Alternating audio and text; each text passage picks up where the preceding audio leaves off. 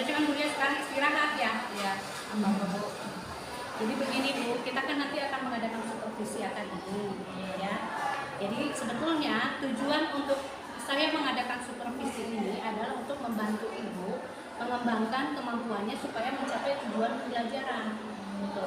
Ya. Jadi yang namanya supervisi akademik itu tapi bukan cuma hanya untuk mengembangkan kemampuan mengajar saja.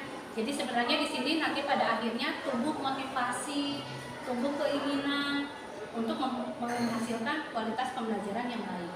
Ya, oke Bu. Terkait dengan supervisi berarti nanti kita akan dilaksanakannya kapan Bu? Bisa nanti habis ini setelah istirahat jam terakhir. Jam terakhir ya, jam terakhir berarti. Ya. Temanya apa? Ibu mata pelajaran matematika kan? Ya. Matematika. Temanya apa? Tentang nilai suatu fungsi. Nilai suatu fungsi. Jadi tujuan pembelajaran di sini apa yang mau dicapai? Tujuan pembelajarannya nanti dengan melalui kegiatan pembelajaran model game-based learning, peserta didik itu diharapkan nanti aktif, penuh tanggung jawab, nanti pantang menyerah selama kegiatan pembelajaran dan bisa tepat menentukan nilai suatu fungsi. Oh, jadi di sini kan tadi tentang nilai fungsi ya. Ya. Jadi nanti setelah melalui metode model game-based learning, jadi nanti si anak bisa aktif di dalamnya, sehingga pemahaman mereka tentang fungsi ini bisa berhasil. Ya. Jadi area pengembangan yang mau siapa itu apa Bu? Area pengembangannya nanti menciptakan lingkungan belajar yang berpusat pada murid, penggunaan media pembelajaran yang inovatif, sama penggunaan metode pembelajaran yang tepat. Jadi intinya di sini Ibu itu berpihak pada murid. Memang sih untuk sekarang ini pembelajaran yang sekarang ini diharapkan kita itu bisa berpihak pada murid, berpusat pada siswa. Jadi itu yang disebut dengan merdeka belajar juga ya. Nanti mungkin saya akan melihat ya. Siap. Jadi strategi yang dipersiapkan apa? Strategi yang digunakannya yaitu dengan model pembelajaran game-based learning. Nanti di dalam pembelajarannya kita menggunakan ular tangga fungsi ini. Ini ular tangga fungsi ini nanti dengan metodenya diskusi, nanti dibagi dengan menjadi 8 kelompok yang masing-masing kelompok ada 4 orang. Perwakilannya nanti maju ke depan, ngambil sebuah kartu ini di dalamnya nanti ada sebuah fungsi, nilai suatu fungsi yang nanti akan anak itu kerjakan. Dipilih nanti. Nah, hasilnya itu nanti bisa di sini diterapkan menggunakan ini masing-masing kelompok itu ada nama di sini pakai kelompok nama hewan. Jadi nanti hasilnya misalkan hasil dari kartu itu 10, anak itu berjalan dengan 10 ditempelkan di sini. Seperti itu. Nanti bergiliran berkelompok. Jadi kartu-kartu ini tuh berisi soal-soalnya ya. Kemudian nanti mereka menjawab berapa hasilnya, kemudian ditempelkan di sini hasilnya. Itu menarik sekali tuh kayak gitu. Ya, mudah-mudahan nanti dengan cara seperti ini akhirnya siswa paham seperti apa itu nilai fungsi yang ada. Ya. Baiklah Ibu, terima kasih atas penjelasannya. Ya, nanti kita lihat di supervisi ya. Terima kasih. Silakan Bu, silakan. Ya, terima kasih.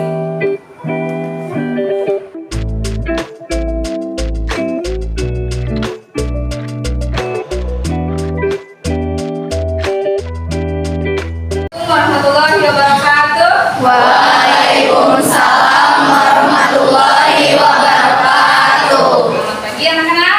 Pagi. Semangat. Oke, sebelum kita belajar, silakan ketua kelasnya Abdu pimpin buat berdoa. Sebelum belajar, mari kita berdoa. Berdoa dimulai. Bismillahirrahmanirrahim. Raditu billahi robba wa bil islami dina wa bil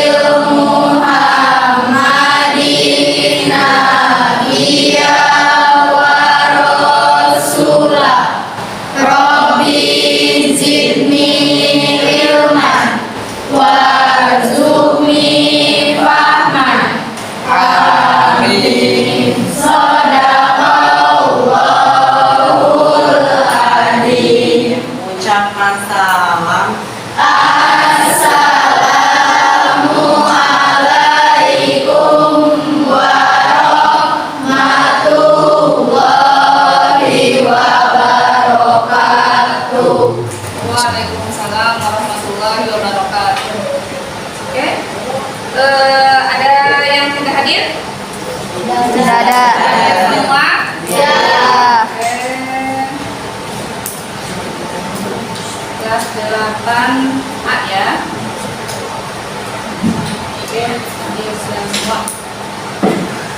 Oke, untuk pertemuan sekarang kita akan bermain di sini di ular tangga fungsi ya. Tujuan pembelajarannya bahwa dengan melakukan kegiatan pembelajaran dengan model game-based learning, nanti kalian bisa terlibat aktif, pantang menyerah, ya, penuh tanggung jawab, disiplin selama kegiatan pembelajarannya nanti, dan bisa tepat menghitung nilai suatu fungsi.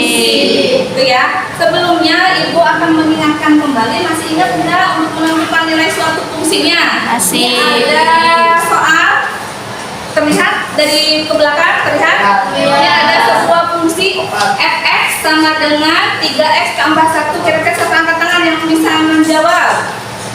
Coba Giva. Jika nilai x-nya 1, fungsinya 3x tambah 1, jadi berapa hasilnya Giva? 4. Caranya bagaimana? 3 kali 1 Ya. ditambah 1. Jadi 4. oke, teman-teman setuju hasilnya apa? Setuju. Berarti kalian masih ingat ya pembelajaran yang sebelumnya. Kita terapkan sekarang di ular tangga fungsi ini. Aturan mainnya Ibu jelaskan. Nanti kalian dibagi dengan 8 kelompok, masing-masing 4. Berarti karena 32 ya semuanya.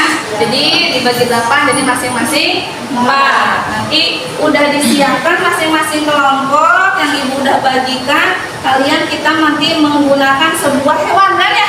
Yang Ibu kemarin udah bagi, ini sebuah hewan tidak ada gambarnya. Ada yang kupu-kupu kemarin ya. Ada yang singa, harimau juga disiapkan.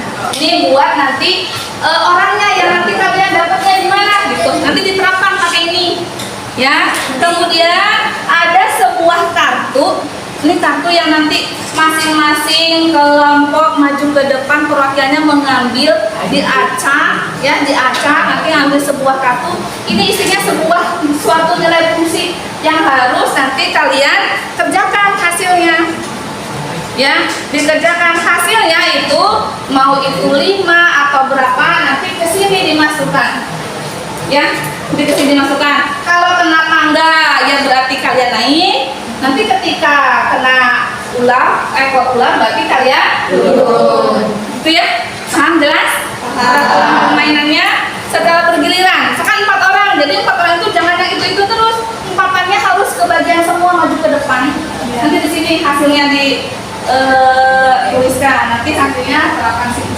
Nah, oke, sekarang silakan berkelompok menjadi 8 kelompok. Yang udah Ibu bagikan kemarin.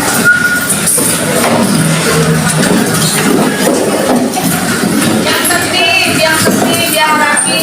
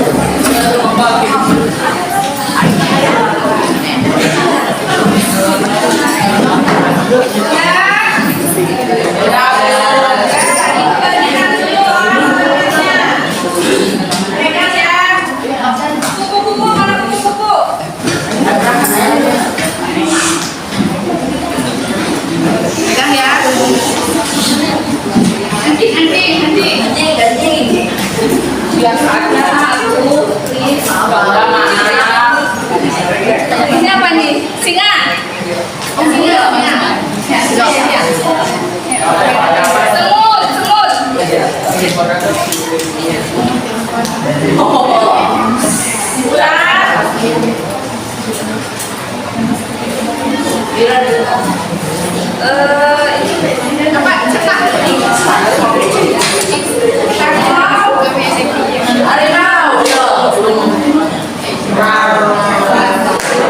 Kelinci tadi ya.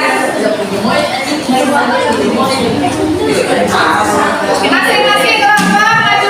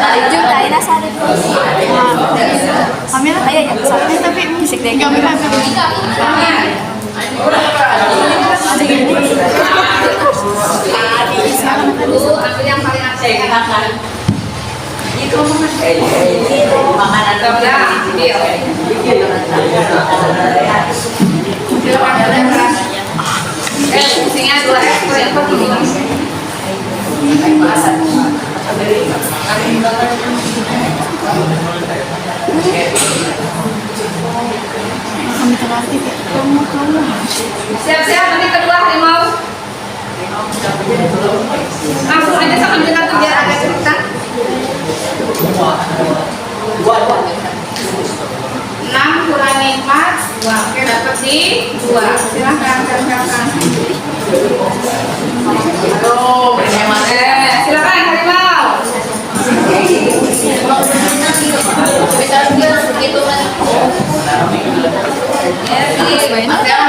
Dibantu, bekerja sama dibantu.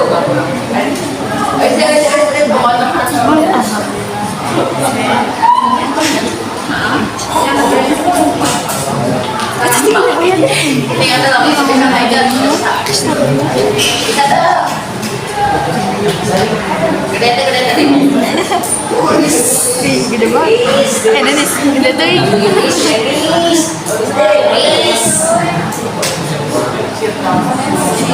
tuh. Apa 5 bos? Gede sih belum gede. Oh, gede. 15. Ada. Berapa aja? Ekor. Langsung isinya 11. Ya betul. 3 kali 2. Dapat 11, berarti langsung ke 11 nempelkan. Lainnya 10. Ini. Oke, lanjut bulan. Aduh.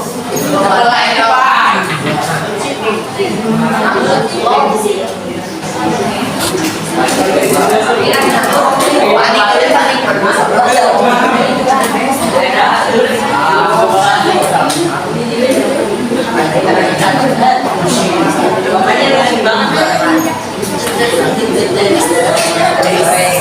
bayinya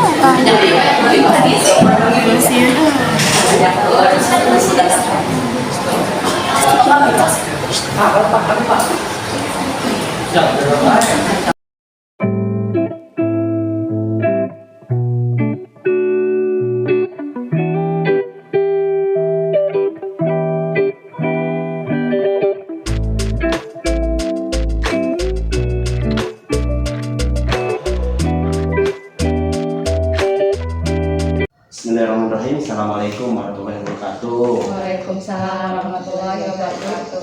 Apa kabar hari ini Ibu Mary? Alhamdulillah sehat Pak. Iya, bersama rekan sejawat ya. Namanya Ibu? Lia Listiawati, Ibu Listiawati. Mengajar apa? matematika. Oh, matematika ya. Mohon maaf nih Ibu Lia diikut sertakan dalam kegiatan program guru penggerak yang ke-6 karena Bu Mary itu mendapatkan tugas untuk membimbing rekan sejawat membuat RPP dengan unsur diferensiasi ya Bu ya, sama KSE.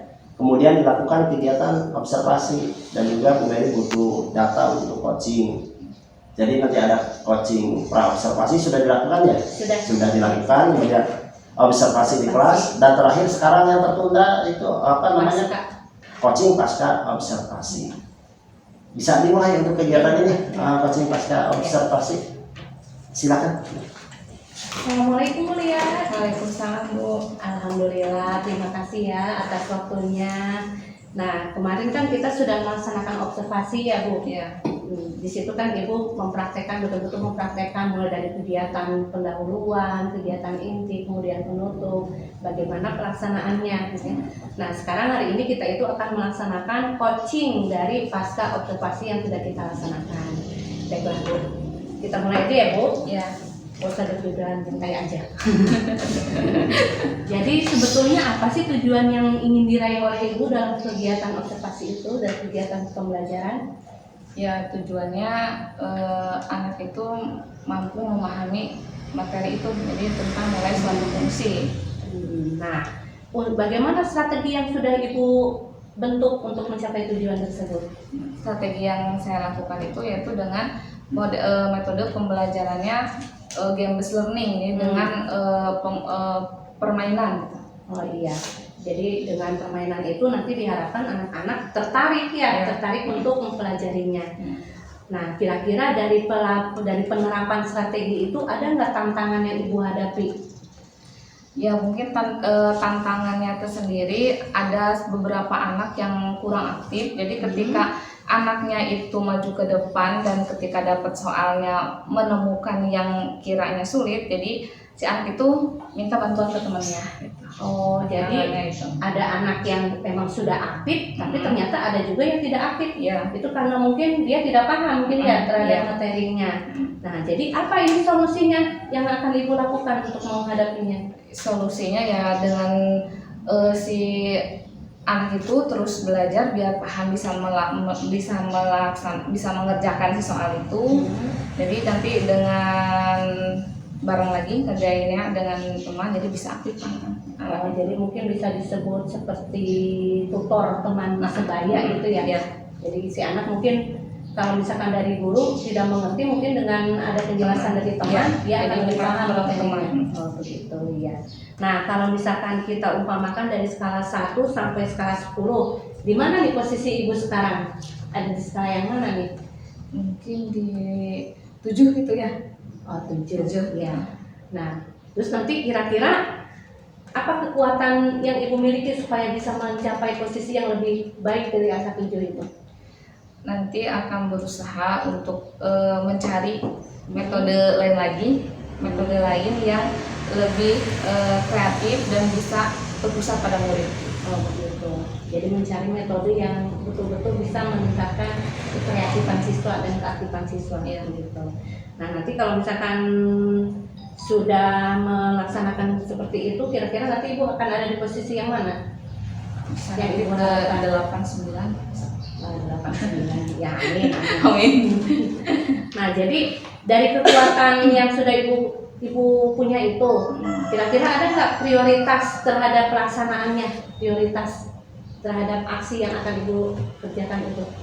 Ya, prioritasnya akan lebih ke siswa, jadi lebih berpusatnya pada siswa gitu nantinya. Jadi pembelajaran di sini betul-betul memang berpusat pada siswa, ya begitu. Apa ukuran keberhasilan dari rencana aksi tersebut?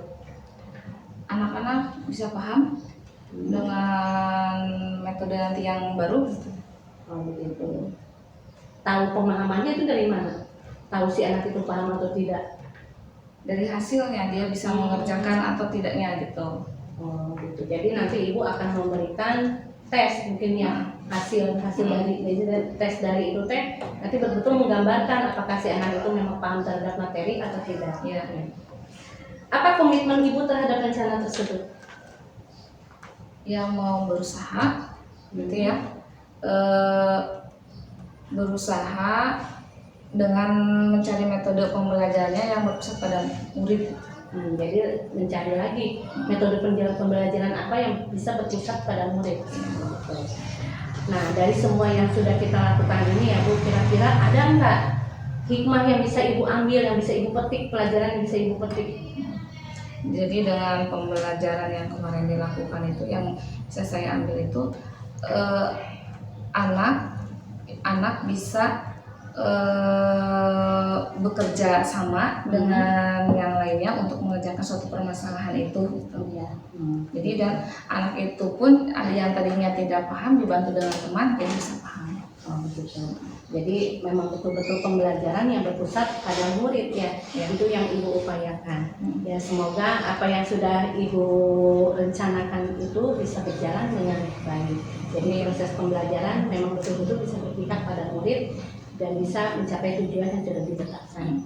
Terima kasih Bu Lia atas waktu yang sudah Ibu berikan. Semoga nanti untuk kedepannya bisa lebih baik lagi. Amin. Ya. Sudah selesai ya? Ya, alhamdulillah sudah selesai. Bagaimana perasaannya udah melaksanakan coaching? Alhamdulillah enggak. Bu Lia, bagaimana bisa berkolaborasi dengan Ibu Mary perasaannya? Senang. Boleh juga ikutan nih, grup gerak. Angkatan 7. Angkatan 7. Bukan. 8. Oh, 8 berarti masih proses. Masih baru Ada wawancara. proses wawancara. Mudah-mudahan nanti lulus. Dan penerusnya setiap angkatan itu ada di SMP 3 Ligung. Angkatan 9 Pak Apip. Angkatan 8. Oh, Barat. Terima kasih sudah berbagi ilmu tentang kegiatan coaching ya. Sekarang saya ingin menyampaikan hasil pengamatannya gitu ya. Alhamdulillah Ibu sudah melaksanakan coaching dan coachingnya mengalir secara natural gitu, secara alami ya, dan komunikasinya berjalan sangat lancar. Dan kalau saya lihat alurnya itu menggunakan tirta ya, walaupun tidak disebutkan tapi sangat kelihatan alurnya menggunakan tirta. Di mana nantinya itu menentukan tujuan. Tadi ada menentukan tujuan bahwa Ibu itu tujuannya ingin supaya anak itu mampu mengerti atau memahami materi matematika tentang fungsi, kan tujuannya ke sana gitu ya, supaya anak itu dapat mengerti tentang pembelajaran yang dilakukan oleh Ibu Lia. Itu tujuannya. Tujuannya juga tadi terlihat di tengah itu ada bahwa skala awalnya itu Ibu 7 ya, skala awalnya itu gitu. Berdasarkan objektivitas dari pembelajaran itu awalnya mencapai angka 7, tapi harapan berikutnya ingin di angka 8 atau angka 9. Itu juga salah satu tujuannya, keinginan mencapai angka 8 atau 9. Kenapa nggak 10 gitu? Nah, kita berikutnya mungkin ya, kita berikutnya. Nah, untuk identifikasinya tadi Ibu mengatakan bahwa pembelajaran yang menggunakan game based learning gitu ya, atau pembelajaran berbasis permainan gitu ya dalam materi matematika. Kemudian anak juga senang dalam pembelajaran. Ada tantangannya atau hal yang perlu ditingkatkan itu yaitu kurang aktifnya anak. Iya, sebagian anak maksudnya kurang aktif dalam pembelajaran, artinya dia masih minta bertanya kepada teman dan sebagainya gitu ya.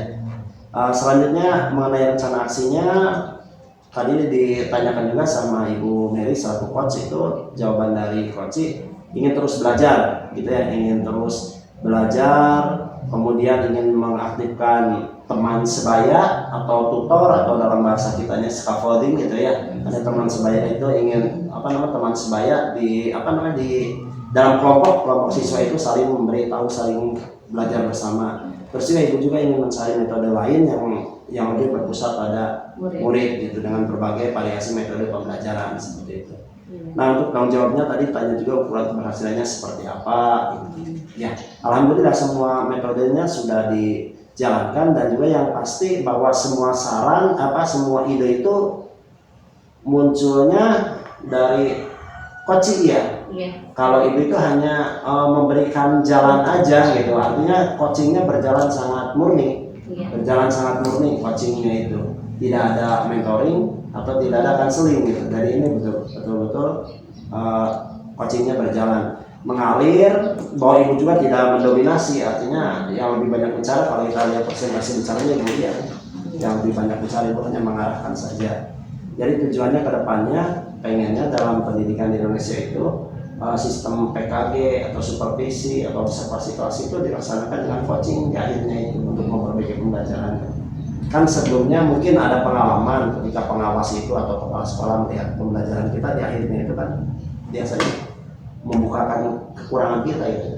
Ibu ketika ngajar itu metodenya kurang, anaknya ribut terus media yang digunakannya tidak sesuai. Biasanya gitu kan kalau Iya. mungkin ada pengalaman seperti itu dari pengawas atau dari guru senior. Nah kedepannya kalau bisa laksanakan seperti ini coaching.